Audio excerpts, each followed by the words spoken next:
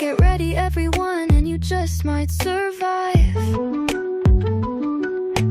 Ruben and Jason are here with their X-Men deep dive. Going through all the X-books is their mission, so get ready for the Learned Edition. Things are getting weird in here. Ruben hopes another sword book gets announced this year. It's the Weird Dose of X, the X-Men comic show. It's the Weird Dose of X, guaranteed. It's the Weird Dose of X, guaranteed not to blow, except your mind. It's the Weird Dose of X, the X-Men comic show. It's the Weird Dose of X, guaranteed not to blow, except your mind.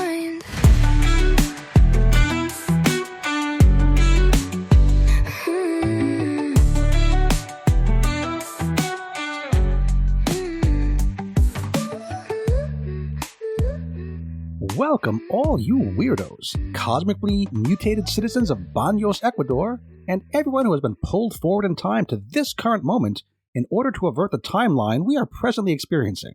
Good luck with that. It is time to receive your 169th Nice Dose of X, the mutant member of your Weird Science podcast family. I am your leaf-blower-hating host, Jason, broadcasting as always from the Wrong Turn Studio, perched high atop stately Weird Science Tower. And speaking to us today is the secret third Zorn brother. It's my pal Ruben. Hey Ruben, how the heck are you? Doing good. It was a nice weekend of watching the Sounders beat the Portland Timbers in Seattle with my sister. I presume that's soccer? Quality family time, yep. Nice, very good. And I was a little paranoid about the Mariners. I'm starting to care because they lost their first game, but we're still in it. We won last night, so Tuesday's going to be interesting. I watched some of the baseball playoffs this weekend because, you know, I'm an American, Ruben, and that's what you do. The other sports thing going on in my family is that it sounds very fancy. Sounds fancier than anything related to my family should ever sound, but my daughter participated in a regatta in Connecticut this weekend. Wow. She's joined the sailing team in college. She loves to sail. She's never raced before. She's a freshman in college now, and yeah, so she's sailing little sailboats up and down various places around New England. So that's pretty cool. And meanwhile, today, walking to work, I was the one that got yelled at by a homeless person for being a rich fucking asshole.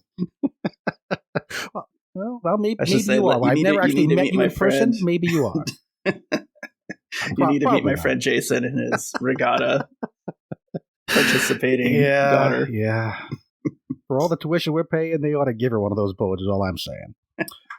So I mentioned leaf blowers in the intro. Gosh, I hate leaf blowers. I'm not a hateful person, Ruben. I try not to hate anybody. But if I'm trying to sleep in a little bit and I'm woken up by a leaf blower like before 8 a.m., I'm thinking mean thoughts. I'm thinking vile, nasty thoughts about what to do with that leaf blower. Yeah, I'd say that with lawnmowers as well. I have a leaf blower and a lawnmower, but just common courtesy says, like, don't operate that before, like, 9.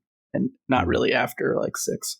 I don't really get. I'm not nearly as into lawn stuff as a lot of people around me. I'll mow it to keep it from being completely overgrown, but you know, I don't mind leaves on my lawn. I figure it's outside. That's where leaves should be. I don't need to treat my lawn like it's a shag carpet. But if you like to do that, that's your hobby. I'm not really one to criticize anyone else's weird hobbies for obvious reasons. But yeah, wait until 9:30 at least before using those. Otherwise, at least one of your neighbors, if you're using that, will be cursing you out, whether you know it or not. It's happening. Yeah, the neighborhood I'm in is basically a forest. It's like giant, I don't know, like 80-foot ancient pine trees, like right next to our house. Okay, I'm picturing Twin Peaks, basically. Sure. Yes, yeah. So if you don't like take care of the leaves when they fall, it's pretty out of control. The leaves from your pine trees? Well, it's not just pine trees. We have like these giant pine trees, but we have tons of maples and like it's a lot of stuff. Okay.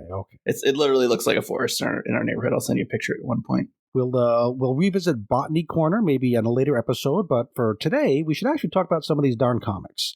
We have 2 comics to talk about today. The big one, you may have heard, Ruben, is X-Men Age of Revelation Overture came out last week. So the actual, for sure, not the prelude to, not the hinting about, not the lead up. We are in the Age of Revelation full on. So that's exciting.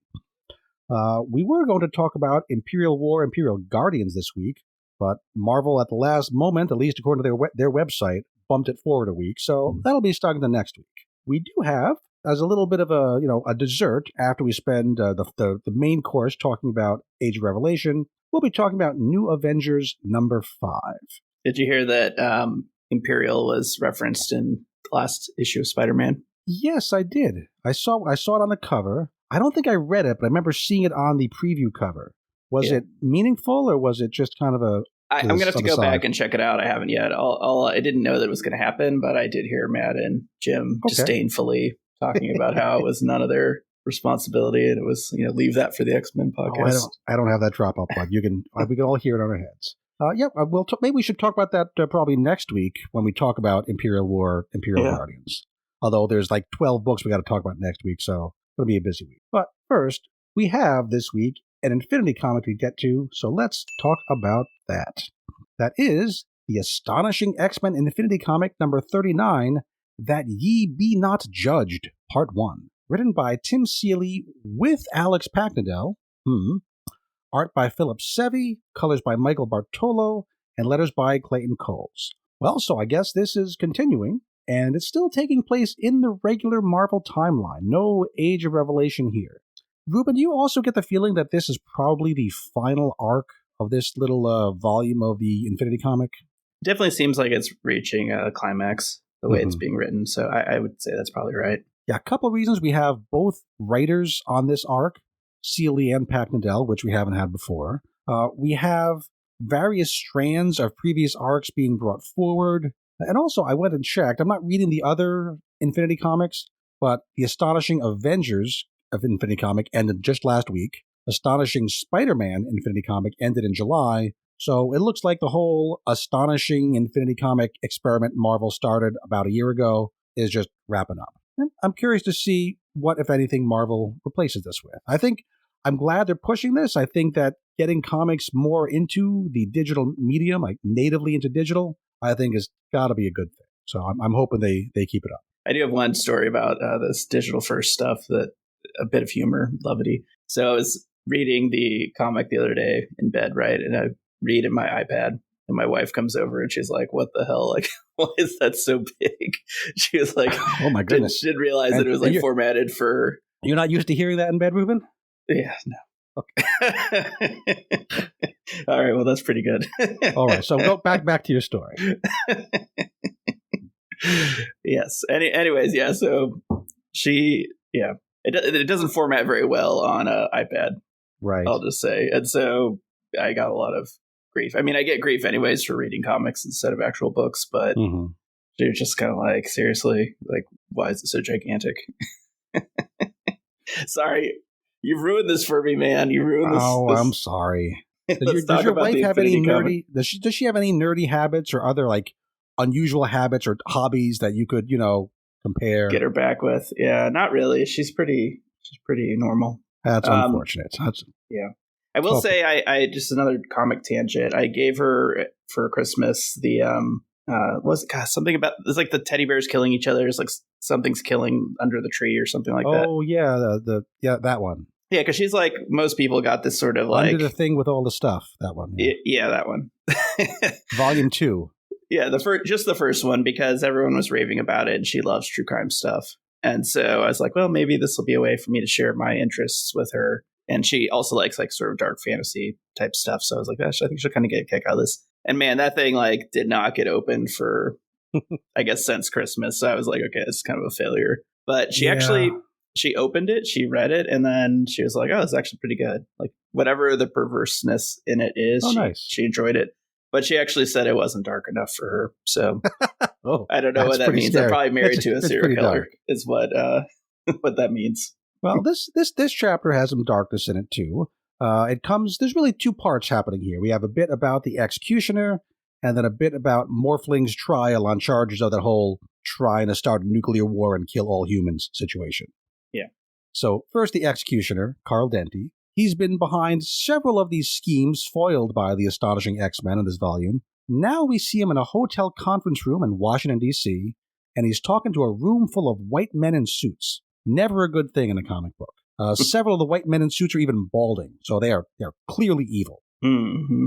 Not clear if these are government guys, business guys, what really their deal is. Denty starts talking about all those times that mutants have gone bad, caused death and destruction for normal humans, and, can't really argue with that. It's a true thing that happened in this universe. We also get a reminder via a mirror that Cassandra Nova is there with him, mentally cheering him on. He tells his potential customers that he has a solution to the mutant problem. Instead of just, I don't know what you guys use there, Ruben, if you use Google Slides or PowerPoint or just pass out handouts. No.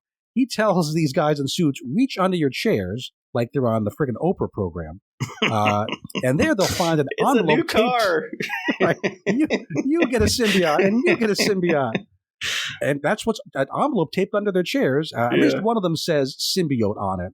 Yeah. I presume they all say that. I don't know if they each get a different thing, but when I saw that, I was like, does that mean that the symbiote is in the envelope, or is it just like go to this address and you can pick up your symbiote? Do you think the executioner before the meeting taped all those things under the chairs himself? Does he have an intern? Little intern cutioner? I don't know how that works. I was like imagining that pre-scene. So now we pop over to Ireland. We see the X-Men preparing to attend Morphling's trial. Seems pretty quick to get to a trial already, but I guess justice moves faster in the Marvel Universe. Good for them. I was kind of surprised about this, though. The fact that there's a trial on this point, I kind of thought that Captain America would just say, let him go, and it would just happen. That's what Banshee seemed to think last issue, right? It's nice to know that there is actually a formal process for this. You don't just get the thumbs up from Captain America and get to walk away. Yeah, I don't know. If we had a real Captain America, I think I'd give him the pardon power. Yeah. We've had worse. Moving on. We're there in Ireland. They're getting ready for the trial. The Leprechaun, who we've seen before, again, all the past little characters are coming back in. I think his name was Owen, something like that, but with an Irish accent. He's really angry at Banshee because Banshee's going to be saying nice things about Changeling. Not really sure that's in character, but it gives Banshee an excuse to double down on his whole newer, future-oriented identity as a teacher over his old, past-oriented identity as a cop. So yeah, Banshee, I think the writers wanted Banshee to remind readers that, he's thinking about the future now. He's thinking about reforming people and bringing, working with people who were kind of on the good side of Krakoa or have fallen away, bringing them back over rather than just punishing them. Yeah. I mean, it does surprise me that everyone was kumbaya, we're part of Krakoa, and then as soon as the island was gone, it was back to like, oh yeah, these people are, pieces of shit. But I mean, it was kind of nice that somebody. It wasn't just like the island faded away and it went slowly out of business. It was a traumatic ending. Yeah, I get it, but these were all roommates, right? At some point, or they're all just hanging out next to each other, and immediately we're kind of back to our old ways. But I guess I don't know. I'm trying to think like are there any mutants that are out there that are adversarial that are not really doing anything bad? Probably not, right? You could talk about Juggernaut. Yeah. Right? I guess he's still part of them. He's still part of the X-Men, even though he's not a mutant, and he's kind of gotten rough edges lately. But yeah, so I buy this. I think it makes sense. We know villains always turn back into villains in comic books. I think having it be the trauma of the ending of Krakoa is probably a better explanation than we usually get. So I'm okay with it. So Gateway portals the Astonishings over to the courthouse in Alexandria, Virginia, which happens to be just south of Washington, D.C., where that meeting was. And they step right into like a media storm, including a reporter from Rox News, which up to now has been mostly an Al Ewing thing. Banshee tries to disengage with the media, but before the group can enter the courtroom, boom, explosion. And as the smoke clears, we see a motley crew of villain types. We got a Hulk type, a red symbiote type, a black symbiote type, a guy with his hat on backwards, not sure who he's supposed to be, a cyborg lady, and a guy with shocker hands. So I recognize most of these as types of the baddies we've had in various previous arcs. It's like the Traveling Wilburys, the bad guys, but not led by George Harrison, led by Carl Denty instead. There's a real current reference for all you kids out there. Traveling Wilburys, good group. I'm not sure how this particular group is connected to the business meeting was out at the start of the chapter, right? Because these villains are not the old balding white guys in suits. It's different people. So I don't know the connection there, but yeah, Carl Denty has put together a bunch of bad guys to disrupt this. He says, "We do not accept this farce trial. We have already judged and found Kevin Sidney guilty, and now he must face his executioners." So that's the name of this bad guy team, the Executioners, plural, which I think has been a thing before, but why not? Let's do it again. So what do we think of the opening of this probably final arc of this Infinity comic? I thought it was all right. It just kind of rushes to the end. The villain team actually does look formidable against just the 3 people on Banshee's X-Men team. Well, 4 counting Gateway, but yeah. Yeah, Gateway's not going to do anything. I just kind of thought like maybe they should just leave, but I guess he would go in and kill Changeling in that case. That seems to be their intention. Yep.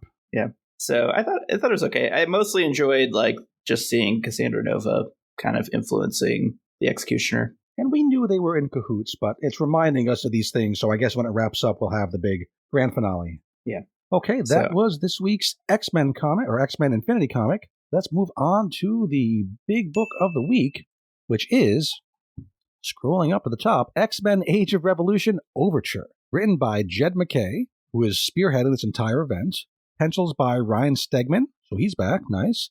Inks by J.P. Mayer, colors by Edgar Delgado, and letters by Clayton Coles. So, Ruben, I thought it was an interesting choice to do both a 0 issue, like 6 weeks ago or 11 weeks ago, and an Overture issue. Both are good issues. I think this Overture issue suffers a little bit for having something spoiled by the 0 issue. Was it a sales decision, do you imagine, like to build up interest in the event, getting people to go to their shops and put these books on their pull list? Is that what was going on? I'm not sure. I think these 2 titles stand apart and provide value.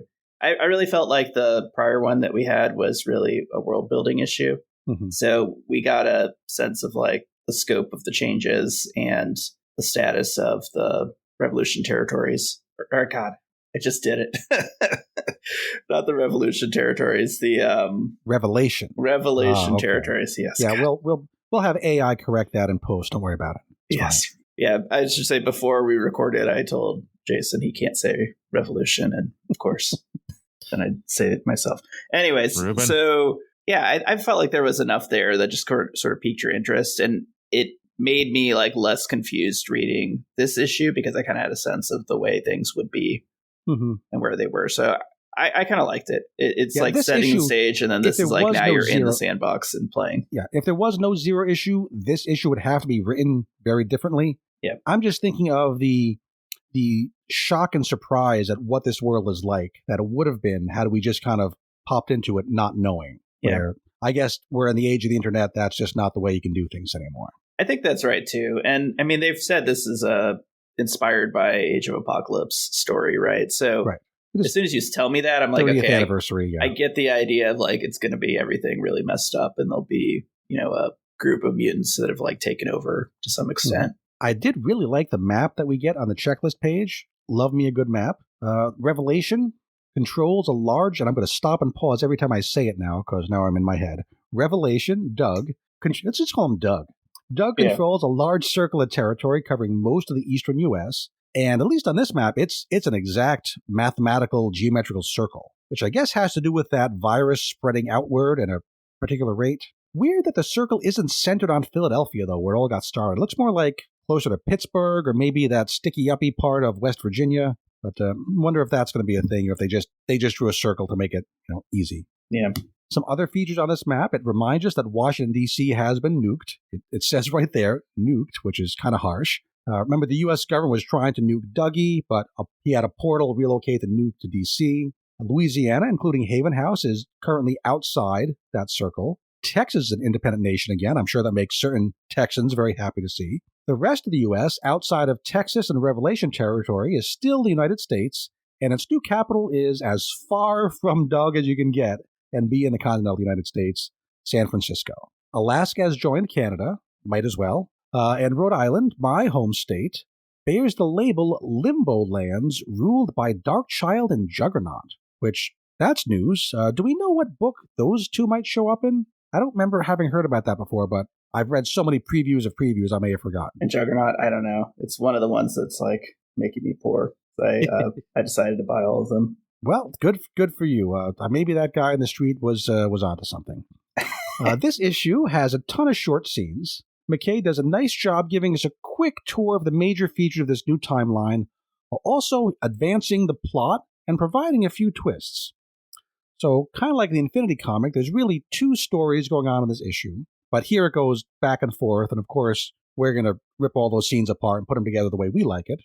We have the story of Scott Summers arriving in this timeline and what happens to him and the X-Men. And we also have a story of something going on in Revelation's own camp. So let's start with the story of those villains. We start somewhere in the western region of those Revelation territories.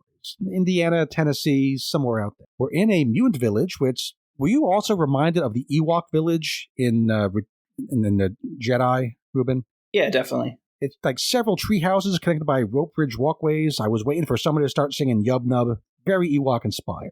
Yeah. This village has been hit by a storm. That's storm with a lowercase s. So the place is a wreck, but help is coming. Yeah, as far as we know, because I don't think capital S storm caused it, but there is, in that map a comment about how storm changed the weather patterns. Okay, fair enough. In the Sahara, and so maybe because of her impact on the Sahara Desert, that the weather patterns around the world are going to be all wonky. Mm-hmm. It certainly could be connected, butterfly effect and all. Yep. And we'll see more about her in that Rogue Storm book that comes out on the 15th is when we hit that one. But yeah, we're here at that place, and help is on the way. That help is a trio of mutant ladies, all of whom work for Revelation. These are Psylocke, a.k.a. Cannon. We know who she is. We have Locus, Raina Piper, who is a former MILF, and a former Hellion. She appeared in that X-Men number 10 issue on that Hellions team headed by King Bedlam. And finally, we have Topaz, whose real name is unknown. She has the power to amplify mutant abilities, and she is one of Revelation's choristers, a very important position, but don't get too attached to her. There's a young mutant in this village who has the power to fix small things, nothing big enough like a whole village, but no problem, that's what a chorister is for. Topaz enhances the girl's abilities, the girl repairs the entire village, and everyone lives happily ever after. Except, Psylocke's butterfly senses start tingling. Something's wrong. She tells Topaz to get down, but it's too late. Topaz's chorister head gets blasted, vaporized, right in front of the children and everything. Pretty gross. And Ruben, who is the cold-blooded killer who could do such a thing? Yeah, Glob Herman in the woods. He's like a sniper now. Yeah, it is Glob, hiding in a tree like Arnold Schwarzenegger in Predator. He even leaves an X medallion behind as a calling card. He wants Psylocke to know this was the X-Men, and Doug to know too.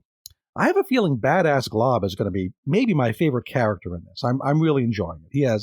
He's had clearly a rough decade in between the last issue of X-Men and what's going on here, and he's kind of changed a little. Yeah. One thing that's interesting about this to me is, Age of Apocalypse was almost like a what if story, right? Because you go in the past to change things, and then it's like, okay, these characters don't have the same history that they would have had through natural means, so they have different personalities. Right. But this is like a slight twist, right? Because this is more like the future happens, and he just kind of like evolves into this. Indeed. Yeah, Age of Revelation, we knew like at this same time in their lives, they would have been like this, but now they're like that. Yeah. We're seeing a potential future. Yeah.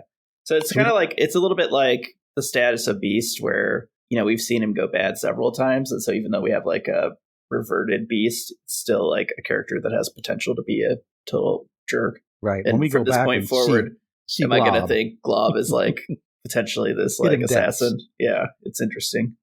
So now let's go to Philadelphia, pick us up a couple cheesesteaks with onions and green bell peppers, and see what Dougie thinks about this. Dougie,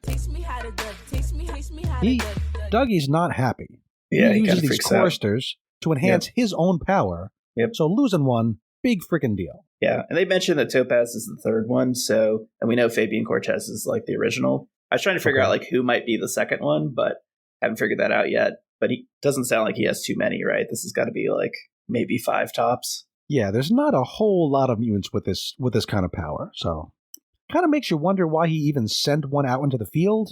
I guess he thought that Psylocke would be strong enough to take care of her. Yeah, I mean, I also think that one of the key features of the Revelation territories is that it's no longer hospitable for humans, and we got that from like the prior story, where basically like even the air is like toxic to like non-mutants. So I think he was thinking, oh sure, of course, like all the mutants are going to be kumbaya, like happy with each other, right? Because we now have this is basically like Krakoa again.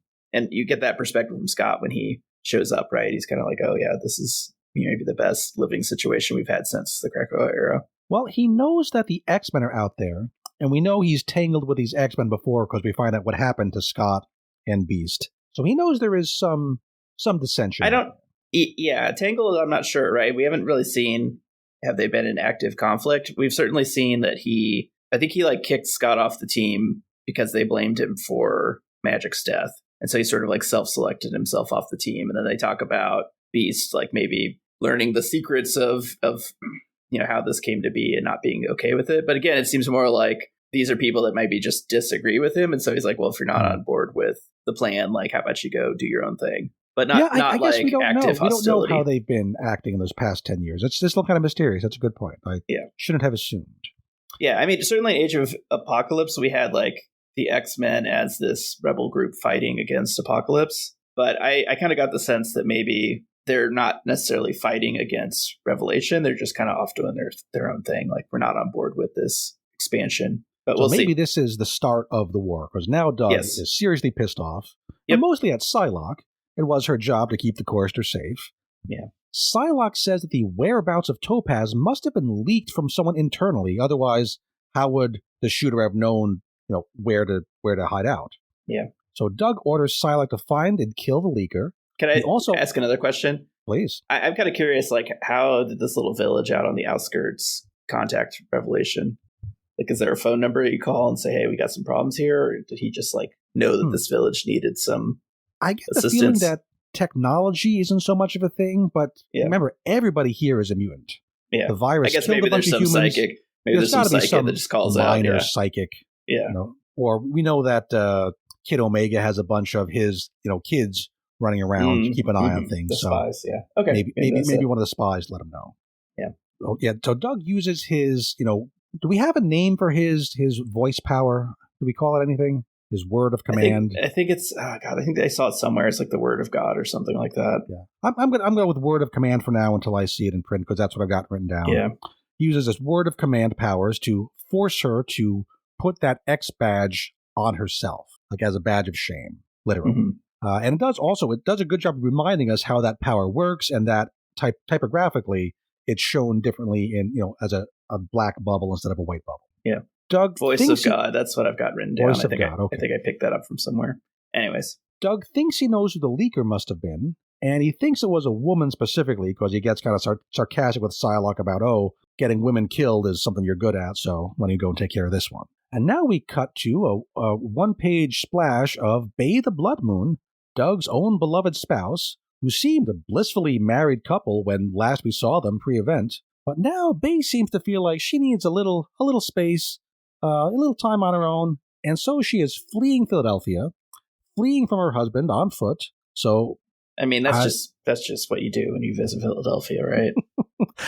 I guess you've had your cheesesteak, and that's you've had enough. I can understand that. You don't want to end up like that poor robot. So we're led to believe that Bay is the leaker, or at least Doug thinks that Bay is the leaker. It gets more complicated later on. Bay does not get away cleanly. Psylocke very quickly catches up to her, and I'm kind of wondering how Psylocke got there so quickly. Was some sort of teleporter involved? Doesn't really matter.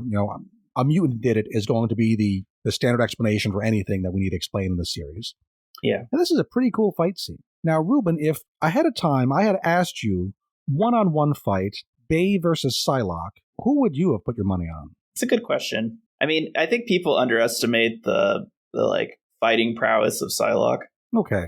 Because she was trained by the hand, right? She was an assassin for like her entire life. But I always thought Bay had maybe like superhuman strength in addition to like just really good fighting power, and she is, Morocco. Yeah, she's like, I always feel like the Iraqi are like inherently more badass than anyone else. So I mean, if you were to ask me, like hands down, I would just assume that Bay would beat Psylocke. But knowing what I know about Psylocke, is she's kind of a badass. Like I can buy it, but I do wonder. I kind of was like, is this a oh god, what's his name? Who's in Star Wars the Jedi that like gets struck down by Vader? Uncle Ben, right? Obi-Wan. Sorry. Now you're bringing Spider-Man. Obi-Wan Kenobi. I know yes. He's not Uncle Ben. Anyways, I caught myself. Obi-Wan Kenobi. Yeah. I was like, is Bay basically Obi-Wan Kenobi, right? Like, is she trying to let herself get struck down? Because I think what she does is she like whatever secret she knows about Revelation and is like in this scene we learn she's like transmitting that to Apocalypse. Yeah. She also seems to tell Psylocke that, and then she kind of like goes on the lam, right? Like she goes running off. But because it's Bay, like when Revelation finds her impaled by Psylocke, she actually thinks that Bay just used her sonic power and like just completely eviscerated Psylocke. Yeah, so now we have somebody with that information that's like out there that Revelation doesn't know about. As far as just this fight, though, the way I kind of explained it was I would have thought that Bay would have been strongly favored, too. In my head, I'm thinking, though, we don't know what Bay has just recently been through, if she's at top capability. Mm-hmm. You know, how long has she been running through the woods of Philadelphia? So maybe she's not at full speed, and maybe that's why Psylocke is, you know, hanging tough with her. I just thought she had a little bit of hypersonic speed, too. I thought we had seen that, or maybe it's just the voice is hypersonic, but I thought she was a bit faster than you would think a normal person would be. Could be. I'm guessing in my mind, she was like the way she escaped from Philadelphia. Maybe she was already injured before the fight happened. Mm-hmm. During the fight, she denies having been the leaker, which is interesting. So if there was a leaker, and if it wasn't Bay, that means there's another person in Doug's camp who's not really loyal to him. So I thought that was kind of fun. Yeah. Well, you know who it is. It's Fabian Cortez. You don't trust that guy. I hope we get some good Fabian Cortez things. I feel bad for that guy. He's had a rough time lately. Oh, yeah, he is not trustworthy, though. I was looking at like the list, right? So all the characters that we've seen for him so far that you haven't mentioned are Chrome, Hellion, Dragoness, and Strobe. And, you know, and I guess Darkchild and Juggernaut and Temper, Quinquire. Vanisher. Like, it's not going to be any of those people, right? Like, it can't be. So it's got to be Fabian Cortez. And I mean, last time we saw him before this event stuff, he was trying to cure sick kids in the Madripoor. Actually, I'm gonna do a quick pause. The only other credible leaker in my mind is Warlock. Oh, that'll be fun. Yeah, we haven't seen him yet, and maybe it's like the two closest people to Doug turning on him. That'll be a hell of a thing. Yeah, and like you can see Warlock being like, he's not the person that I knew. Like whatever Apocalypse did to him is, you know, influencing him in a bad way, and he needs to get help or something like that. And I don't know if you can hear it, Ruben, but a leaf blower just started right outside my window. So hang on a second while I close that window. Be right back. Well, the leaf blower, Ruben, they heard me talking shit about him, Ruben. Let's show him. The leaf blower confirms my theory, right? Must be. That's the sound of like selection right there. So back to this fight. Bay denies having leaked anything, and she says, and you alluded to this, that the reason she's fleeing is because she's found out something about Doug and his plan that he does not want the world to know. She knows what Dougie plans on doing next, what his plan has been all along, I guess, and she says this plan, quote, betrays everything he has been charged with. And he was charged by Apocalypse, the big man himself. So it does make you wonder, what could Doug be up to that Apocalypse would consider a betrayal? Yeah. And I'm kind of curious we don't even exactly know what that mission originally was. We just know that he's like taken over the world. Because it was he's supposed to guide the mutants to the survival of the fittest. Yeah. In some way. And Doug has always said he's going to do like a kinder, gentler version of it than Apocalypse ever did. But still mutants being stronger and stronger kind of a thing. So as this chat concludes, Psylocke, who has won the fight, she runs her psychic sword right through Bay's guts, which made me think of you, Ruben, because every time we see Psylocke's psychic sword being used as a physical sword, yes, I know you have a list of those going on, but it's got to be canon now. I've kind of gotten over it. Yeah, I just saw when she drew it, I was just like, okay, whatever. It's completely pointless. That psychic sword that's just a sword. Later on, when Psylocke isn't there anymore, Bay is still stuck through her guts to the tree behind her, and the sword is still there? Yes. So I'm wondering if this isn't the official psychic sword. The psychic sword. It's like a regular sword with like psychic energy around it. Mm-hmm. That's how I'm no-prizing this particular one. Yeah. I was trying to think like what it might do, and I was like, well, maybe it has like a bit of telekinesis or something, and it like repels objects. Could be, makes it stronger, makes it sharper. Yeah. Makes, 1d4 more damage. I don't know how these things work. But it's definitely not. It looks cooler on the comic book page is really what it does. Yeah. It doesn't seem to be like the old psychic blade that like, immobilized you but like didn't actually kill you, which was like her old weapon. And this is when Bay tells us that she has sent a message out into space a psychic message to Mars, aka Araco, to Apocalypse, and I'm going to say Araco and Araco, I don't know which one it is. But she sent it to Apocalypse there, tattling on Doug, and that whole plan to betray Apocalypse's ideals. And here we get some numbers. And when I see numbers in a comic book, Ruben, especially if it's connected to astronomy and physics, I'm going to take notice. Bay says that this psychic message will take 34 minutes to get from Earth to Mars. So I did some calculations. Now, Earth and Mars can be closer together, further apart, depending on where they are in their orbits, right? If they're like both on the same side of the sun, they're close. If they're on opposite sides of the sun, they're farther apart. So at the closest, they're 3 light minutes apart, using light minutes as our distance measure. At the farthest, when they're on opposite sides of the sun, they are 22 light minutes apart. So, Ruben, if it takes 34 minutes for a psychic signal to get to Mars, we have just proven that in the Marvel Universe, psychic impulses travel slower than the speed of light. Mm-hmm. Otherwise, it would take 22 minutes or less to get there. Mm-hmm. In fact, I did the calculation. Using these numbers, we can prove that the speed of psychic signals in the Marvel Universe is between about 9% and about 65% of the speed of light. Still really fast, but it would make like psychic phone calls home from the other side of the galaxy kind of problematic. Yeah. So I guess the explanation is going to be, this psychic signal is slower than like Jean Grey's or Xandra Nerimani's. But yeah, I think in my head, psychic signals travel like half the speed of light. I think I'm going to go with that. Yeah. My concern was more along the lines of how exactly Bay transmitted it. Is it just like, I know we've heard about her power, like being able to communicate with like everybody perfectly. So it's like, she just like yelling into space and like he hears it, or does she also like secretly a psychic? Does she have this special power? Is it just a connection purely between her and Apocalypse because of an Iraqi connection? Yeah, maybe he's like go to this place every hour and download what's going on. Maybe she just doesn't have. Maybe she can't be psychically communicating in general the way Jean can. Maybe she can only communicate with Apocalypse. Yeah. Hope we find out more about that.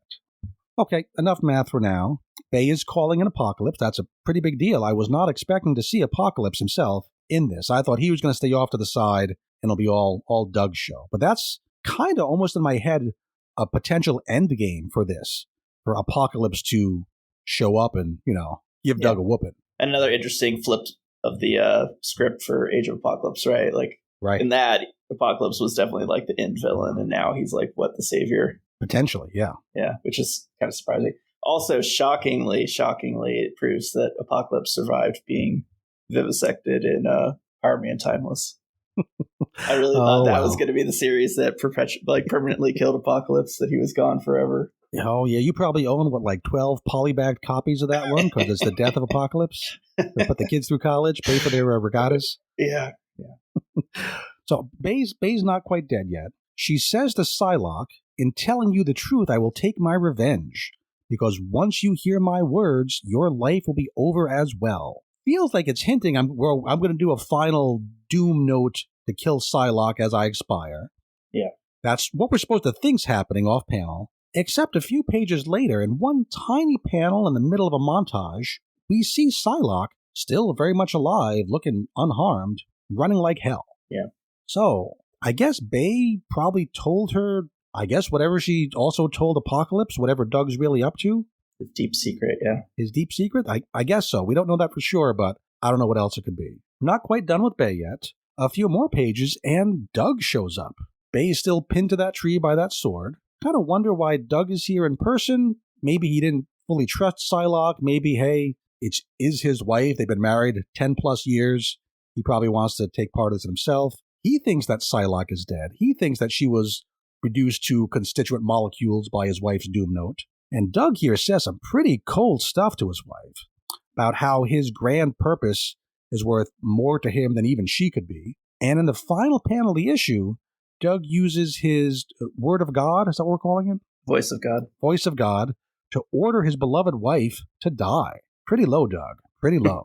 But he doesn't know that there's a message heading towards Araco. He doesn't know that Psylocke is still out there and that she knows something that he doesn't want her to know. So McKay having some fun loose ends heading out at the end of the story. Fun to think about. Well, that is just half the issue. It's time to go back and tell Scott's story. Anything you want to add about the whole Doug Bay's Psylocke thing before we get to Scott? It makes me wonder about Revelation's strength. Like, can he just tell anyone to die and they just die instantly? I wonder. So I'm curious. There was some discussion in the Slack. I forget who brought it up about how it's like another instance of someone being too overpowered. Yeah. Like we've been complaining about Storm and Jean. I'm also curious, like, do you have to actually hear it for it to affect you, or could it, could you basically just have earplugs and be immune to him? Yeah, we don't know the extent of it, but we do know that having him be this overpowered is connected to the virus and him being on this territory that this virus has changed. So I'm not too worried about him being too overpowered in the future, because I'm guessing that at the end of the event, when we go back to the current timeline, he's not going to be so powerful anymore, I'm thinking. Yeah. No, of course, yeah. Or maybe he'll be, locked away somewhere. Maybe he'll be sent to the Savage Land or a black hole. I'm thinking Doug's probably going to be kind of off the table for a while after this event. But what the hell do I know? So let's talk about Scott. When last we saw Scott at the end of X-Men 22, he was just about to shake Doug's hand the way he did in the Zero issue, when instead he starts screaming in agony. And we speculated, and we were pretty much on the money, Ruben. Scott's mind has been pulled 10 years into the future and now lives in future Scott's body. Later on, Magneto will tell Scott that in this process, future Scott's mind was overwritten when past Scott's mind moved in. Sounds pretty bad, but Mag says, don't worry about it too much. Future Scott's mind had been pretty much wiped by Revelation as a punishment anyway, so no big loss. Again, really curious what happened between the end of the Zero issue and the start of this one. Because at the end of the Zero issue, Scott was in full command of his faculties, and he had a plan to talk to his past self. So really curious what that little interstitial time was. Yeah, I was really confused about this idea of claiming that Cyclops was a Babel, because we had seen he was working with, was it Forge and the others to send his mind back to the past. Yeah, we didn't see him work with them. We saw him at the very last thing said in that issue was like he had to talk to his past self. Yeah, he at least was talking. He was communicative. And something weird happened. We've been told that like Babels can't communicate. So I was like, okay, what? I'm going to say this was just an editorial mistake, but it'd be cool if we were like onto That'd something be a where rough it was like a loop onto loop. It's, just 11 weeks later, I'm sure he had written the plot of this before he wrote the text of the Zero event. It's the same writer. Mm-hmm. So in my head, I'm still saying it's intentional and we just don't know what happened in between. I think there's a time gap there that we can say, okay, something happened that makes this make sense. I hope so. While we're on the subject, we find out later that Beast was also pulled forward in time, and that future Beast had also had his mind wiped by Revelation, making it okay for past Beast to take up residence. Mm-hmm. I went back and looked at X-Men 22, and at least on panel, there's no evidence that Beast wasn't also grabbing his head and saying, ow, ow, Quentin, help me. Yeah. So maybe this Beast is pulled forward from a little bit later in the main timeline. Time travel's confusing. I mean, or there's like two loops, and we were thinking it's just one, which would be interesting. But yeah, I was kind of like, when you look at the X-Men issue, it did not seem like Beast was at all perturbed by what was going on. And in this issue, they say that Beast woke up before Scott did. Yeah. So I don't know if they were pulled forward at the same time, and it just took longer for Scott to come out of whatever psychic trauma coma. Mm-hmm. Kind of vague. Anyway, past Scott, once he wakes up, is only disoriented for about 5 seconds before going into full-on leadership mode. Yeah. This is not the first time Scott Summers has become unstuck in time. This is like another Tuesday for him. He's been to the past. Yeah, and I kind of thought the future. I thought that was super cool. I mean, it was kind of like a laugh moment, but yeah, I was like, this is Scott Summers. Like, this shit happens to him like yesterday, right? All the time. He's like, this isn't even the last time it's going to happen this week, Mm-hmm. He looks around. He sees he's in a cave. Must be the future X-Men headquarters. Yeah. Not clear where we are geographically. Must be inside Revelation territories, but they don't say anything about exactly where. Yeah. Magneto's here, as mentioned. No mention of his RLDS illness here. Not that that's a question. Not that it's still here. He's not in a hovering wheelchair. Yeah. And I don't think we're going to find out. Yeah, I kind of expect him just to be here to do the Age of Apocalypse parallel and you're supposed to think like, oh, he's going to be running the X-Men as he was in Age of Apocalypse. But yeah, and I just kind of assume that like something's up and he's not like at full power and his cloak is kind of helping him. It kind of looks like it's made out of metal. And they do a good job of not saying anything either way, because he's not going to be around much longer. So it gives them the freedom back when we get back to the main timeline to do whatever they want with this illness, because he might still have it.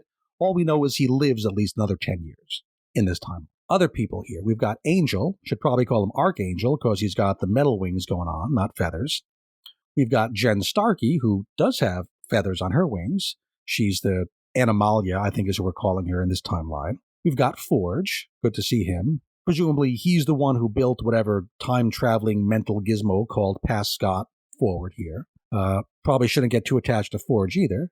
Call that foreshadowing. We've got Zorn. We figured to be seeing him. He's the one who was in the Zero issue. He was writing the history book. He doesn't say anything in this scene, but he'll have a big moment later. And finally, we've got Schwarzschild.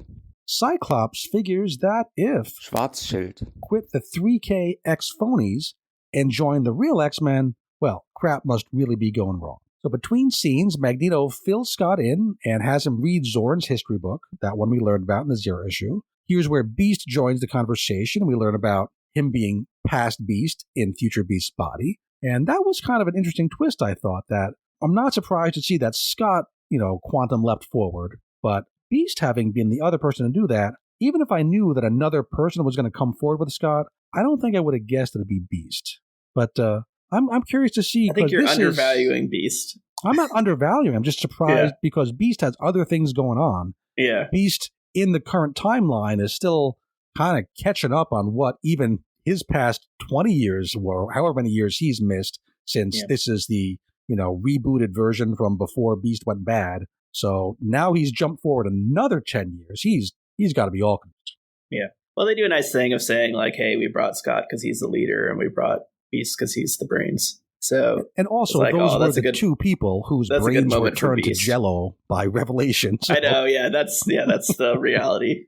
But they give him some compliments. I liked it. And now we get the biggest twist in this issue. In the Zero issue, Zorn told us that the virus, the one that either kills humans or makes them into mutants, the one that changes the very land itself so it listens to whatever Doug tells it to do, Zorn said that 3K released that virus, which we found totally believable. It fits in with their MO that we've been seeing in X-Men. Yeah. But now Magneto tells us not so much. Magneto says the virus didn't come from 3K. It came from Doug. Revelation. Yeah. But he's been happy to let it be reported that it was 3K. Yeah. And that he was basically the Messiah that after this contagion spread, he helped the remaining mutants establish a society. Yeah, it's like to give him a pretext to take over.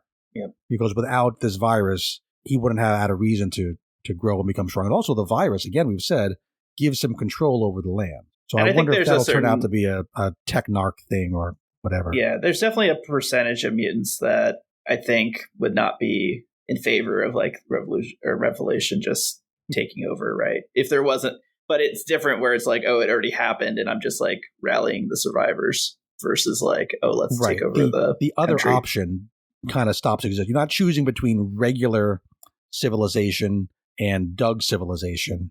Yep. You're choosing between chaos and, well, at least here's somebody who can run things. Yep. So I guess we're supposed to take this as the full truth now, right? Not this is another possibility, but I think the way it's written, we at least should believe that Doug did this. We don't know how or where the plan came from, but that is the new truth. I also hope that this is not the secret that they're running off with, because I'm not sure Apocalypse will be oh, he did what? He'd just be yeah, that's what you do, right? Yeah, that would be good job, Doug. Here's a gold star. It's a very Apocalypse kind of thing to do. Yeah, so there's got to be another secret here that would lead to Apocalypse being that's not what I tasked you with. Definitely agree. It would be underwhelming if it turns out to be the only secret that's going on here.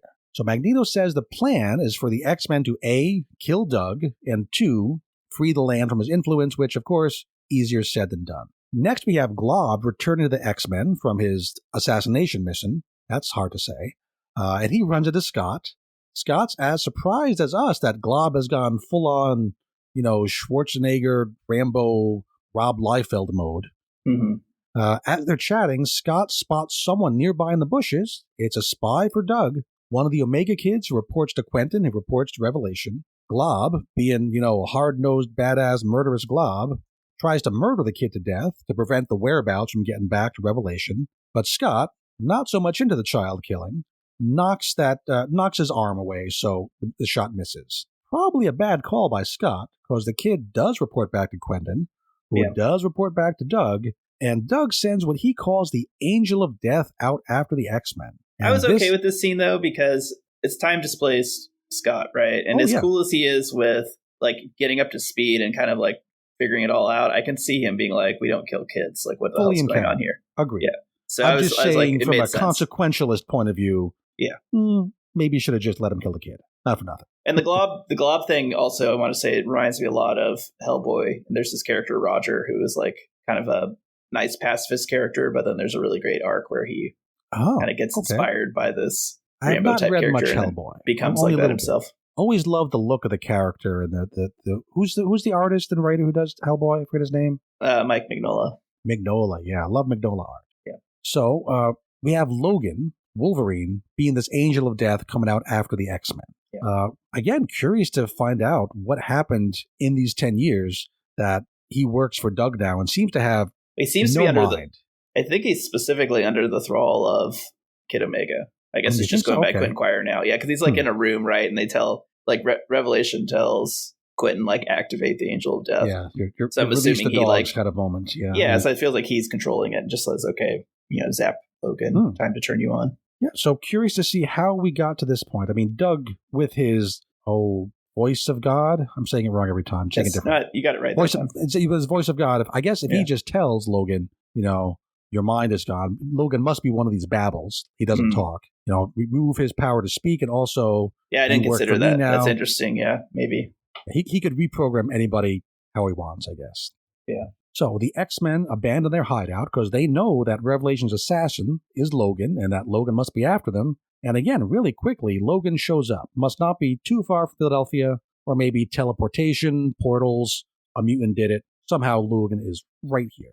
Completely mindless, and he has what looks like an adamantium mask. It's Locust, and you got to get her off the board because she's teleporting people. Oh, she's where a they need to be all the time. Yeah. Must be it. That's my theory, at least. They probably won't really go into it, but it's like you got to get rid of this character that can bring people wherever. I do kind of like the design of this Wolverine character because he looks all torn up, and he's got this adamantium looking mask over his face. Yeah. Kind of badass looking. Yeah, definitely badass. And people are afraid of him. And I think some of the criticism on this issue is like he jumps out of nowhere and like kills Magneto pretty immediately. And people are like, oh, well, shouldn't Magneto be able to have like controlled him and prevented that? But the art, I think, does a good job here of showing it's a sneak attack. Yeah, yeah. And I know people are saying like, oh, well, Magneto can like sense energy waves, or metal at all times. Maybe, but like we don't really know the status of Magneto. Like, exactly, it's 10 from like years his in the degenerative future. Disease, and he's had this disease. They're focused on other things. Like, it's enough. There's enough like colorable deniability that it really doesn't bother me. I think it would have bothered me if this attack was like Wolverine killing a bunch of other people first, and then it gets to Magneto. But like, I thought it was pretty well done that he like goes for Magneto first. I was like, you got to get rid of that guy. I buy it, and I like the difference with Age of Apocalypse that Magneto is off the board now. He seemed to be like he's going to be one of the main characters, but nope. Speaking of which, after killing Magneto, Logan's not done yet. He kills Forge. Yep. He picks up a bomb that Forge dropped. He uses that to kill Angel. Yep. Angel has had a rough time. We've seen him getting killed and beat up a bunch in the past, 2 years or so. So in Age of Apocalypse, the costume looks very similar to this. So that was another like call out where I was like, okay, they're doing the same costume. Right. But he didn't really have a much role in the Age of Apocalypse. Like he ran this like neutral bar. Oh yeah, I never knew that part. The only thing he accomplishes is like he like crashes into Magneto's fortress and like disables the force shield, but like Suicide kills himself doing that. So it's like he doesn't really do much in this. And he didn't do much in that either. Yeah, he's not doing much here, that's for sure. That's 3 huge characters already off the board. How about one more? Zorn sacrifices himself in an attempt to take out Logan. Yeah. He removes his helmet, exposing that miniature black hole in his head. Giant explosion.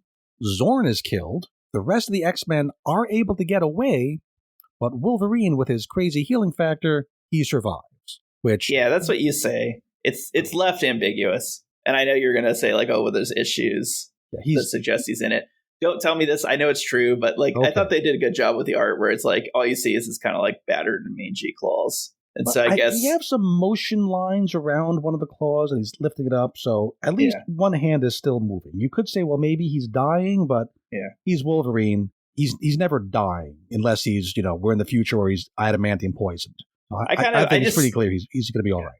It is a little weird to me because like I wish maybe we would have seen him like claw into the ground and his skin gets ripped off or something, because if he actually touched the event horizon for the black hole, I'm like, I don't think your healing factor is going to help you recover from that.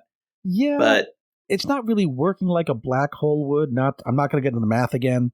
Yeah, but black hole would just suck everything in and force it to become a singularity. Yeah, and they do a cool job. Now it's just an explosion. It's just a really big explosion. Yeah, you think that's what it is? Because it looks to me like the art shows all these people like pulling against whatever the force is. Like they're trying to not get sucked into it. But anyways, regardless, like the art looks cool. There's a big explosion. Yeah. Wolverine's injured, but I guess still on the table. And people get away. Right.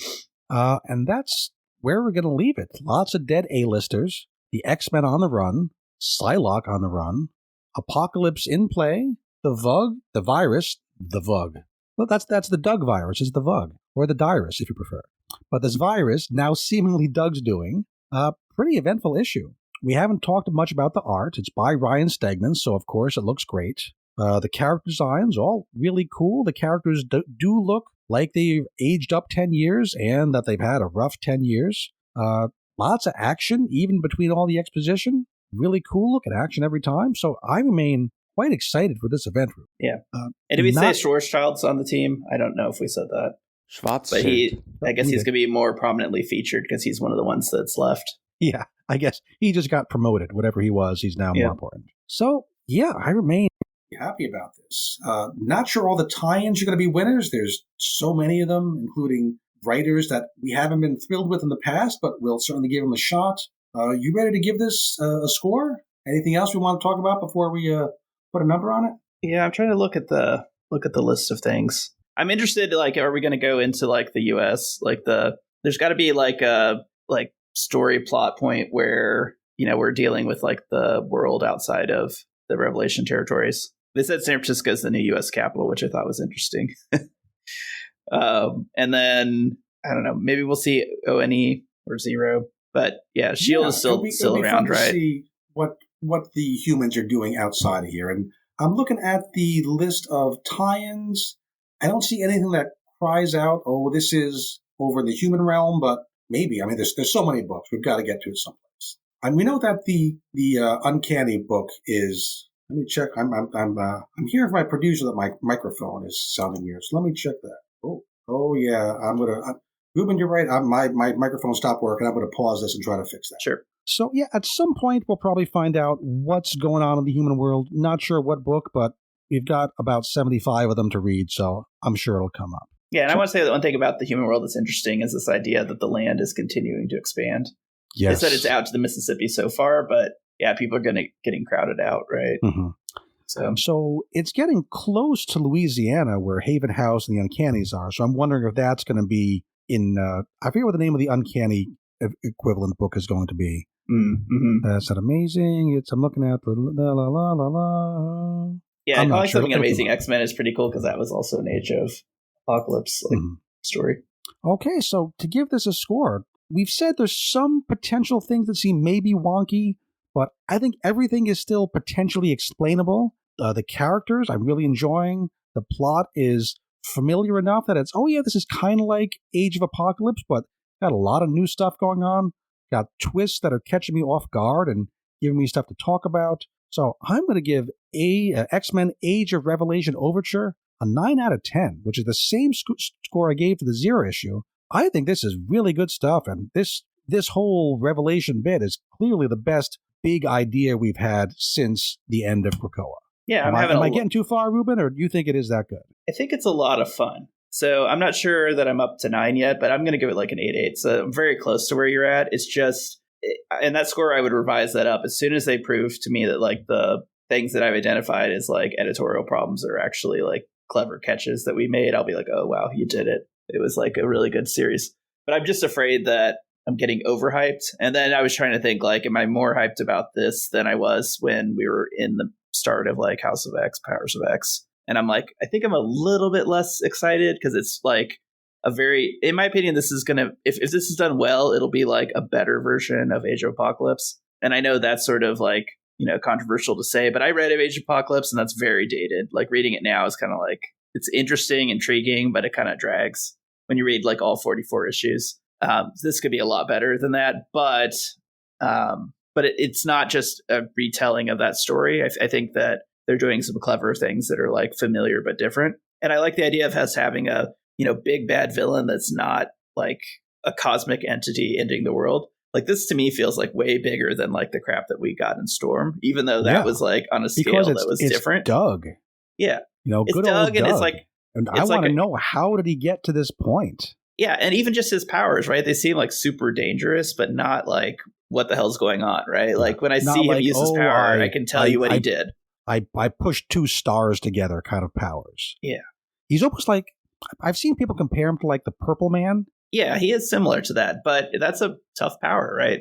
And this is like Purple Man, but also he's got like some enhanced durability from like Apocalypse, right? So I think he's even maybe a little bit more dangerous. And then plus you get the ability that like while he's on the Revelation territories, he can control the land also. So he seems like pretty sweet. And I even like this idea of like, he's like a hero to the people that are mutants that are there that they think he's good, right? So it's not even like he's just like clearly a bad person. Although we know he's a bad person because we get to see all the stuff that, a person living there wouldn't get to see. But it creates an interesting dynamic. I do think it's going to be really necessary for Jed MacKay to explain how Doug came to this point. Yeah. And if it's just, he got power and now he's bad, that'll be disappointing. I agree. And I also want to say, like, this character we, call Doug Apocalypse. Right. It was a joke, right? Like, go back like a year or so ago when that first happened, and we were just like, what a stupid twist, right? Yeah. Now I'm all about it. I'm like, this is sweet. Yeah. And he looked like what he looks like now. We laughed at it. Yep. And now, no, they made Doug into a legit badass, which has never happened before. Yeah. So I think it's tried to make Doug a badass several times, but I think this time it's actually kind of working. Yeah. But I think I feel exactly as strongly about this as you, that this is great. The only thing I'm worried about is somebody intelligently in the Slack said, yeah, these first 3 issues have been great, but like we've got a stable of subpar writers that are doing tie-ins. Yeah. And we're gonna see that. I forget the count, but it's like 50 issues in total. And they're not all going to be averaging an 8.8 to a 9.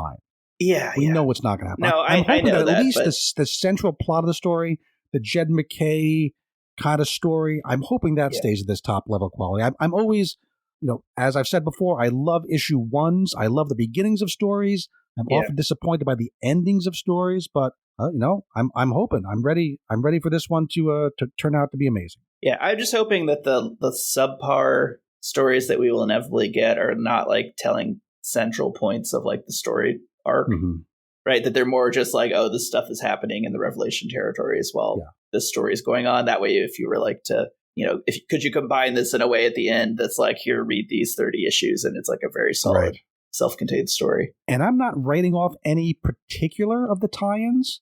Right, I'm ready for any given one of them to be surprisingly great. I'll tell you which one's going to suck. Binary. I'm buying all the garbage, but I expect a lot of them to be real crap. I actually think maybe Rogue Storm will be decent, but we'll see.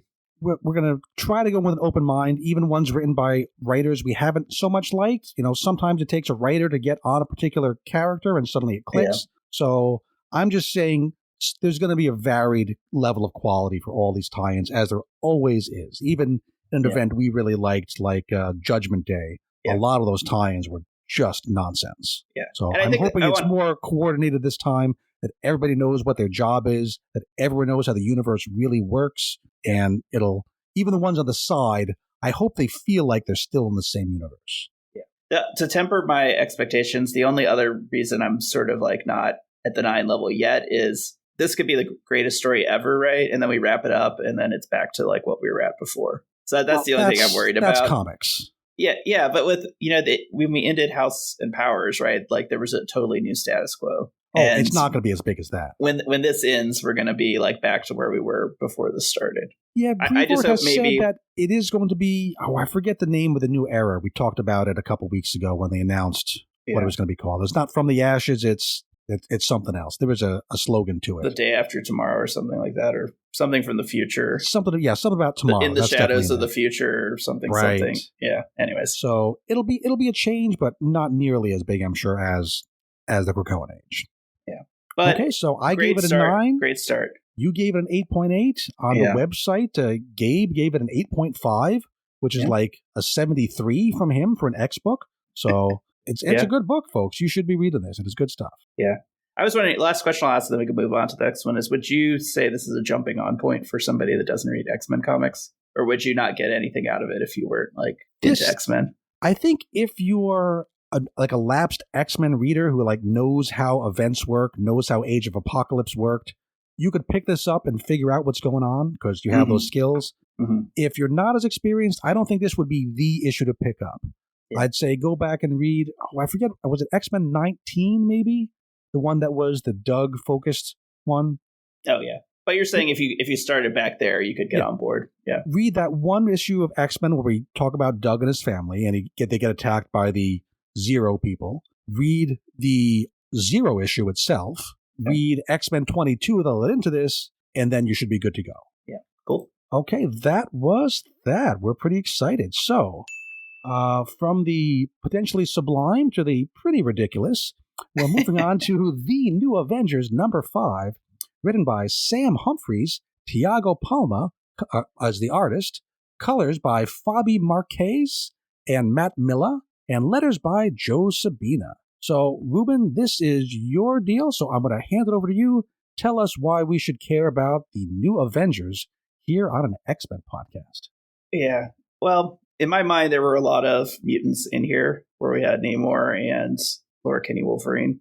Mm-hmm. But I also, in general, just like the Suicide Squad type stories or Thunderbolt type stories where you've got, a misfit band of heroes. They're doing things a little different, but they come together and accomplish their goals. And then I also have a little bit of a soft spot for Illuminati because I always thought that was a cool bad team. So admittedly, by issue #5, a lot of the humor is still here, but this kind of wraps up in a bit of a convoluted way. So I'm a little down on this issue. Wraps up because it's Mr. Ouroboros wrapping people up. I get it. Yeah. But there are enough teasers that keep me interested, so I will continue reading the issues as they come out. I'm having fun with it. It is. I think you have to go into it knowing what the tone is. Yep. It's not a serious book. It's not this is going to affect mainstream continuity kind of book. Yeah. The characters are written just a little bit out of standard issue of where their characters really are. If you go in this thinking that Hulk's going to act just like he's acting currently in his Hulk book, you're going to be angry at it. You have to go in knowing it's almost like Jim talks about Peacemaker on the DC podcast. It has that kind of a tone to it. And I think if you go in knowing it's going to be kind of silly, kind of violent, kind of crude, you could have fun with it that way. Yeah. I always find it weird, too. Like, you go to the very end of these issues, and it's like, read about the New Avengers, and you get, like, a collection of things. And I'm like, I have a feeling if you were trying to collect, like, all the books around this title, it just would not feel like a collected shared universe between those books and Carnage in Eddie Brock Carnage is not at all like the character here. It just isn't. Yeah. But anyways, I think we gave a pretty thorough review of the last issue where things stood. And here, we had said at the end of that issue, like they had killed a few of the Illuminati characters, and Mr. Ouroboros, who's the Mr. Fantastic duplicate, had gotten away. And then they, wrapped up their mission in, I think it was it Tokyo or Kyoto or somewhere in Japan. And they came back to Bucky's base in New Mexico, and they checked the news, and they saw that in Ecuador, a giant thing head was there, and they were like, oh crap. Thing as in Ben Grimm thing. Yes. The thing, yeah. The thing, yes. And so they are, this kind of issue picks up. They're at Bucky's New Mexico base, And I think the team is having kind of some doubts, like, should we continue to pursue this and like do this, try to take out Mr. Ouroboros? And Bucky's trying to convince and Natasha trying to convince everybody, like, hey, we got to do this, right? Like, this threat's too big. We can't break up as a team. Yeah, that's really the whole shtick of this team is there. It's almost like, what's the Marvel team that's not really a team? Not the Invaders. Secret Defenders. The Defenders, yeah. It feels a lot like that, where they all want to go their own way, but they keep being pulled back together by circumstances, which is a classic Marvel trope. Yeah. So this is like, I guess the first joke point is when Natasha tells them like a story to like try to rally them. And it's a story about a time when she was part of an Avengers group that was like maybe not as confident as in their abilities as they might be. And they're fighting this character, Michael Korvac. Yeah. I don't know this character at all. I don't know if this is like a seminal Avengers villain that in a story that everybody that's like into Avengers would just be like, I remember that. Let me tell you about that, Ruben, because I think this is something I took note of. And in fact, she's talking about the Korvac saga, which was Avengers 167 to 177. The story Black Widow tells, I don't think it really meshes with the rest of this issue so well. I'm not even sure that the dialogue really matches the art. So my kind of spidey sense here is that this was changed at the last minute. And I think, again, my completely made up out of my own rear end theory is that it was put into this issue because the writer of the Korvac saga was Jim Shooter, famous Marvel writer and editor who died about 3 months ago, which would have been just long enough ago, I think, that they could change the dialogue to an issue in progress. Yeah. So I'm thinking this was snuck in as like a hidden backdoor tribute to Jim Shooter. Oh, that's nice. That's so people are what is she talking about? I'm going to go look it up, and then they'll read his issue. Just yesterday, as I read this, I tweeted my idea to Sam Humphrey and asked him, "Oh, are you trying to pay tribute to Jim Shooter here?" I haven't heard back from him yet, but that's my theory at least. Yeah, it's a cool theory. Well, the story is kind of ridiculous and funny in my mind. Potty humor, right? Or low grade. It basically talks about how they're in this big fight with this guy, and Hercules, I guess, had been on a drinking bender the night before, and he really needed to take a piss. And so in the middle of trying to save the world from imminent destruction, he kind of like tells Natasha, stand guard. And then he goes and pees somewhere, and I guess he's peeing on a robot. He thought it was a trash can. It was a robot. And then the robot is like, oh God, what are you doing? And then Captain America comes over to see what's going on. And I guess he gets to look at Hercules' wing. And yeah. Anyway, so it's just like levity moment, and the rest of the team's like, okay, I guess we're not as ridiculous as that team was. Like, we can handle it if they could handle it. So, and maybe that was always in here. I'm just could be either way. So anyway, the team like rallies, and they Clea teleports them to Ecuador for this fight with Mr. Ouroboros. And when they get there, they kind of like see a town that's been like turned into a whole bunch of Fantastic Four people. Like, everybody's got the Fantastic Four powers, and they're all freaking out. And the team realizes pretty quickly that, like, at first they're about to like kick some ass, and then they realize, oh wait, these are just regular people who have been given powers. Right. And then they're like, where's the source of this problem? And it's inside that giant thing head. Yeah, and it turns out that Mr. Ouroboros is just shooting the whole town with cosmic rays, which is what caused the Fantastic Four. I'm not sure it's canon that those 4 powers are what you always get when you're hit with cosmic rays. Yeah. But again, it's not a serious book, so it's not a serious book, and you kind of like, it's sort of like whatever, right? He had the head, right? He created the head, and so it kind of makes sense that you see other Fantastic Four powers, and it could be chaos. And it seems like his only mission or his only goal is to like send some sort of satellite into space and bombard the whole planet with this. So I'm not sure like why that's so diabolical. He doesn't have much of a plan. Yeah. I don't know why he would start with one town. Now he's onto the whole world. Yeah. And a lot of talk about, how you guys are bad just like me. I was created as a bad guy, and I'm going to do bad things. And again, he doesn't really have a great motivation, and I don't think it really matters too much. But it doesn't make a whole ton of sense. Yeah. I mean, the way they try to explain it is essentially Iron Apex, who was the Iron Man like member, when he died, quote unquote, he told Mr. Ouroboros to like essentially make them pay, or like make them feel what we feel or something. So he's like trying to do this in memory of his fallen comrade. So anyways, the rocket ship launches, and then the team fights with Ouroboros, and they're having a hard time containing him. And so at some point, they get the idea that they need to teleport Hulk in to help them fight Ouroboros.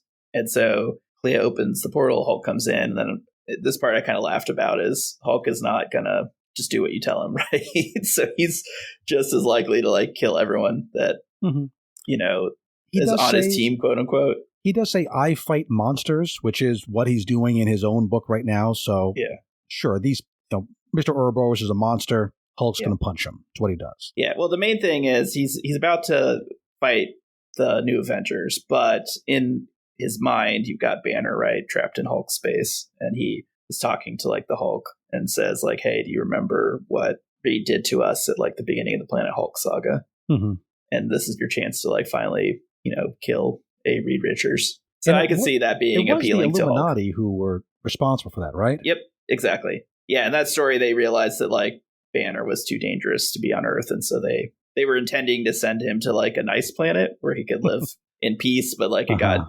diverted, and he ended up on Sakaar. And get sent to a nice farm upstate where you can chase bunnies all day. One of those, But granted, for a Hulk, like Sakaar probably actually was a nice place, a place where he could fight all the time. Indeed. But anyways, so he helps out, and they fight Ouroboros and brutally kill him, basically. Well, first they smash him into a puddle, basically. Yeah. And while he's, Mr. Puddle, he starts giving some exposition. He says that the clones that kicked off this, the Killuminati, that we know were made by the Jackal, he says they were created using, and he gives a whole list here, gamma rays, cosmic rays, vibranium, mutant growth hormone, synthetic crimson siderak, black symbiote compounds, and trace molecules of Terrigen mist. So pretty much every Marvel substance buzzword other than what is left out of that list. Anything jump out at you as not in there that should be in there? Mysterium. Mysterium. No one remembers Mysterium. That's okay. I remember. Now. It's in my heart. So Mr. O tries to play the I'm just like you card, and the new Avengers aren't buying it. And unlike you would see in X-Men or in the regular Avengers book, they just murder him to death. Yes. Right? They each participate in the murder. He gets shot in the back of the head by Black Widow as a final coup de grace. Very shades of Mark Miller kind of a feel to this scene, I thought. Yeah. And I think at some point when they teleport Laura Kinney onto the rocket with the cosmic ray that's going to destroy everything, and she breaks the rocket and then like kind of re-enters the atmosphere. And lands right next to them conveniently. Yeah. I was confused a bit because I thought Mr. Ouroboros was on the rocket at first. Yeah. But I guess it's an unmanned rocket. It's just I think he just like launched it. Yeah. So and more ridiculous things for Laura Kinney Wolverine to do, right? Because this has been kind of the running joke, is that while she's on this team, she's doing these like just wild things. Right. So that's sort of the end of New Avengers. They go back to their mission, and they go back to New Mexico base, and it seems like they're kind of like, maybe we should break up. We're not really a team. And then they have a barbecue to celebrate. Yeah. Which again, kind of fun, kind of weird. Yeah. We have Carnage running the barbecue and sneaking some meat off of the grill. Which, okay, that's funny. Yeah. Carnage is plotting on murdering his teammates to death while, his host is saying, don't do that. Yeah. Also kind of funny. So, and then Bucky and Black Widow sneak off to have a little mommy daddy time on their own. Yep. And now we get a big twist at the end. And I don't mean what Bucky does to Black Widow. Also, Bucky officially names the team the New Avengers. Yes. Yeah. We're not the Avengers. We're the New Avengers. And they vote Natasha to be the leader. Right. Which once everyone finds out the Black Widow is leading the team, it seemes like that's enough for them to stick around and not go back to their I thought that was slightly lame, but okay. But so after some, I guess, adult time, Bucky kind of gets up away from the bed and he gets a call, and it's a call from Iron Apex. Yes. Who, as we had seen at the end of last issue, like his suit had sort of resurrected him. Mm-hmm. And in this one, there was two things I thought were interesting. One, he says like, hey, you guys have had a good time picking us off one by one, but like the Killuminati is going to be a team going forward. Right. Which I was kind of like, I don't know who's left. I'm not exactly sure who your team is going to be, Iron Apex, but I agree. This would not be as easy fighting them because they have been taking them out one-on-one. Yeah, they haven't seemed like the kind of a team that can really work together as a team. Right? Yeah. They're not that team focused, but Iron Man's going to try. Fake Iron Man's going to try. And so I don't know if he's going to bring them all back to life or like create a new set or who knows, but we'll see. But the more sort of shocking twist is he's like, oh, and hey, I can show you who gave the Jackal the technology to create us in the first place. And the big reveal is it's Natasha herself. It sure looks like Natasha. Or a shape changer or an alternate universe version. Or life model decoy. Yeah. All sorts of possibilities. Yeah. So this is a Marvel universe, so I would be like kind of skeptical. I'd be like, oh, that's weird. Why is this person that looks like you involved? Not like I don't trust you. Right. Yeah. But instead we're going to get multiple issues of Bucky doubting Natasha and wondering if she set this all up. I don't know what her motive would be. Why would she want to create these Killuminati villains? Yeah, or like she was mind controlled by somebody to do it. I mean, there's like a bajillion in-universe answers that are not like, oh, she's secretly a traitor. She does say at the end, and again, I don't know why this video was taken of her doing this thing, but at the end of this secret video that Bucky is seeing, she turns towards the camera and says, my master is ruthless and he demands results. So even if it is really her, whoever this is, there's someone else behind her telling her to do this. Yeah. Not like Bucky was a minute ago. That's different. Somebody else behind her. Okay. Oh my God. Ruben, you should really dirty mind here. So, pretty fun book. Totally different tonality than X-Men or the other stuff. If you enjoy kind of that, Punisher-esque or the Peacemaker-esque kind of humor and action and blood and gore and kind of grossness, you'll like this book. If you're looking for something more elevated or intellectual, that's not what this is. So yes, some people are going to love it. Other people should just skip it. Yes. Or if you have a problem with seeing Bucky and Natasha get it on, like that, it's not the book for you because that's like every issue at this point. I'm just like, okay, guys. That is definitely a running gag. So I don't know. The biggest issue for me with this issue was the fight just kind of gets a little convoluted, and I had a hard time tracking what was going on with Mr. Ouroboros. Yeah. Whereas in the past, like the last few issues, I've been able to follow what was going on. It came across as almost a little rush to get to like this ending. So I'm still enjoying it a great deal, but it feels like a step down. So I'm just going to give it a 6.7.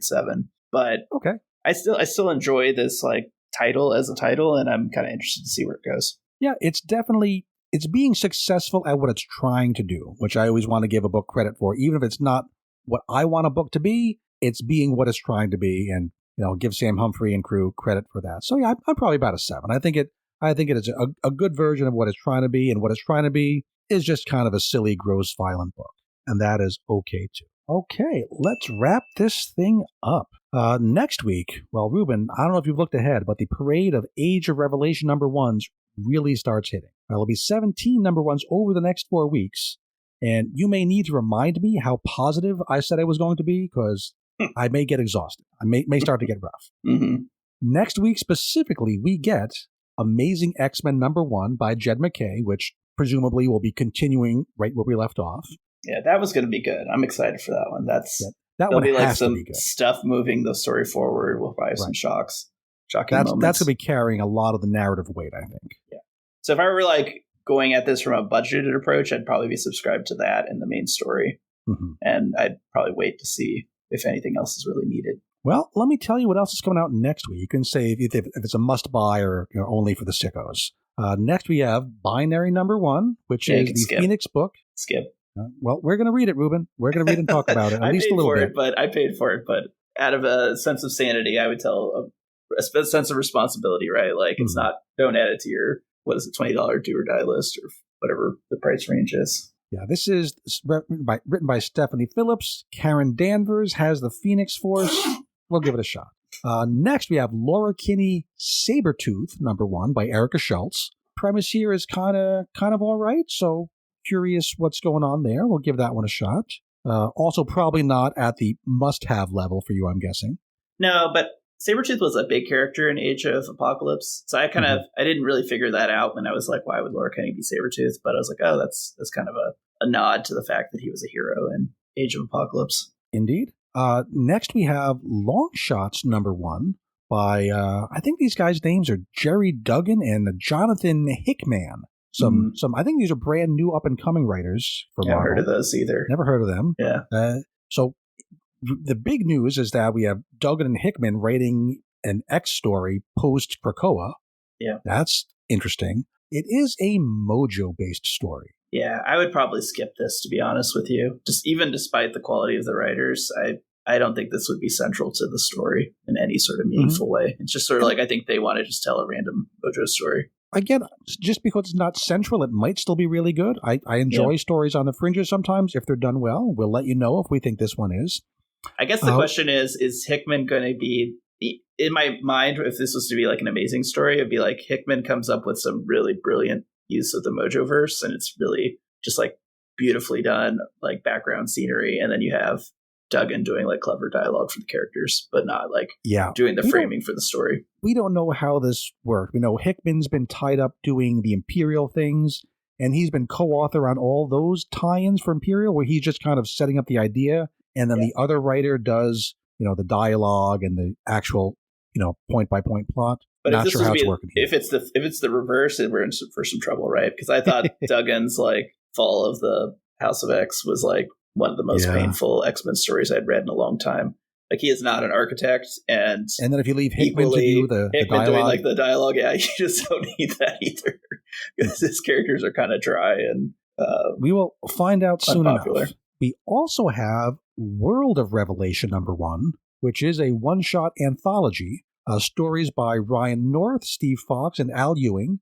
From previews, looks like we'll have a Fantastic Four story, or at least a Franklin Richards story, if not the full Fantastic Four. Yeah. We'll have a Wiccan and Hulkling story. That's kind of odd. Yeah. And maybe most interestingly, a visit to Araco to check in on Apocalypse.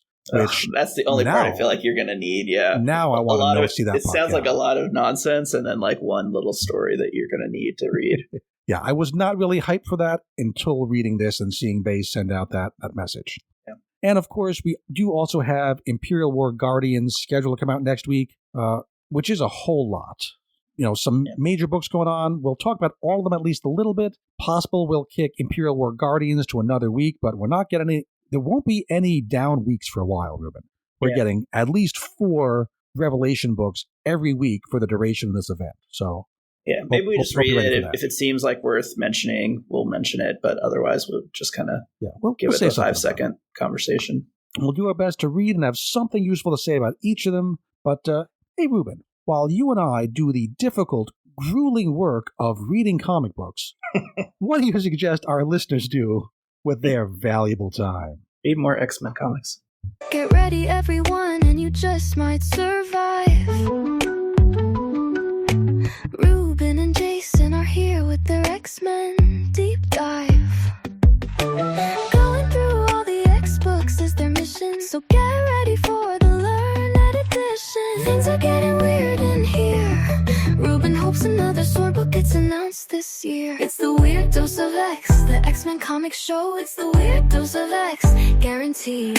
It's the Weird Dose of X, guaranteed not to blow, except your mind. It's the Weird Dose of X, the X-Men